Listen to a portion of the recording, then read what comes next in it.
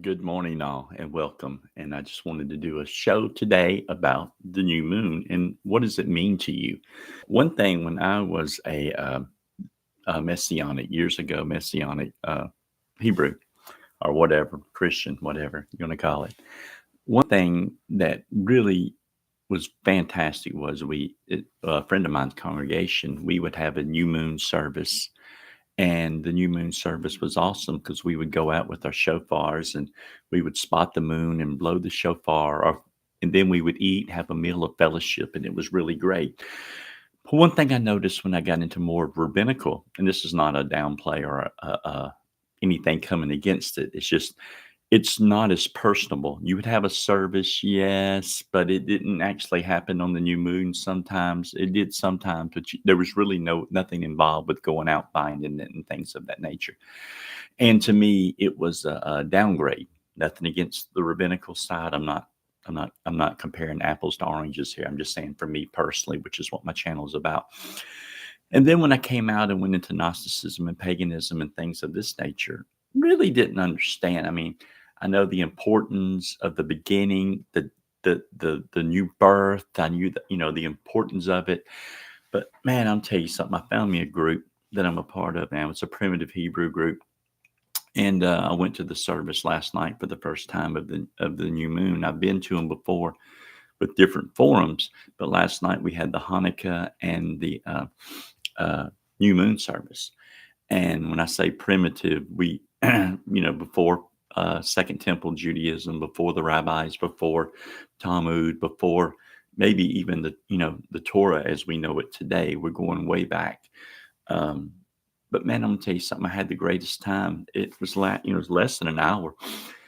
But one thing that I learned from these people last night was when they go into the new moon, they really study and meditate upon their intentions of what they're going to accomplish for the new month, whatever it might be. Maybe more peace and presence, maybe more meditation, maybe more work harder, with family or something like that. Maybe connect more with the gods, or maybe connect more with the ancestors, or maybe connect more to nature, whatever. What a beautiful thing. At least 12 times a year, 13 maybe on a different calendar. You can start your month off with good intentions and evaluating what your goals are for that month. And I never thought about it like that. And I know 58, I'm a little slow. I get you. But the fact of the matter is it's a beautiful thought that for this month, maybe I'm going to connect more, to the gods. Maybe I'm going to connect to an ancestor that I need to connect with to help me in this plane that we're living in now. Maybe I do need to connect more with nature. Maybe I need to get off of computers and TVs and stuff of that nature, and go outside and just watch nature. Maybe I need to spend more time with my animals and my chickens and my wife and family outside. I mean, these are just little things. And there's a lot of other major things you can do too.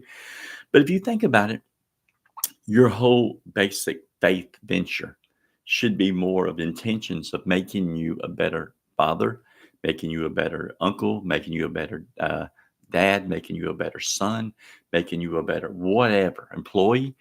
You should be developing and growing more and more to be the better you. And that's really all you can ask for in this plane that we're living now, is to be a better version of who we are. And you may be a great person now, but there's always good room for improvement. And I'm not talking about heaven or hell or nothing like that. I'm talking about you in the point of your life of where you're at now. So take some time and think about it. And when the new moon comes, think about intentions, goals set for that month. And then when you get to the full moon, you can think, how's it going? And maybe you may have something for the full moon for 2 weeks that you can work on.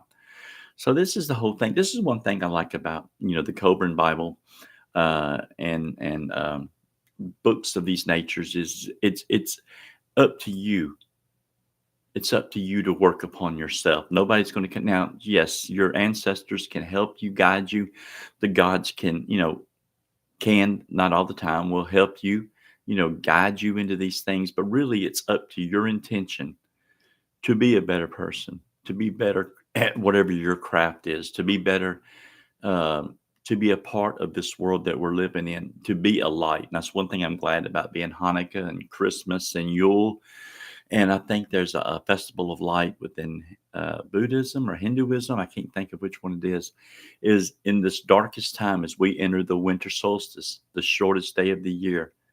We can celebrate that on the other side of that, we're going to start seeing more light, more sunshine, more warmth. It's coming. It's a promise.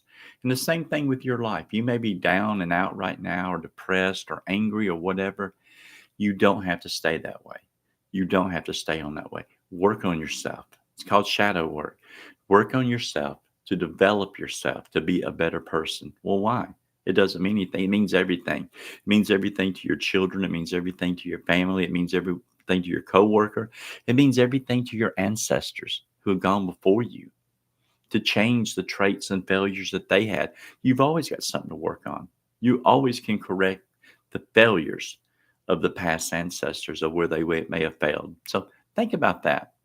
Think about what you can do with the new month with your family. I do the dark moon. So the thing is, we come together, we have prayers, and then we in a little ceremony, depending on what time of the year it is, and then we have a meal at home, you know, and things of that nature. So think about it and develop it, and maybe this will help you. And again, happy Rosh Chodesh, and I hope you have a great month. Work on yourself. I'm working on me. That's all I can do. And you work on you, and we'll draw this light, and we'll change this dark, dark, ugly world that we live in. Thank you so much. Thank you.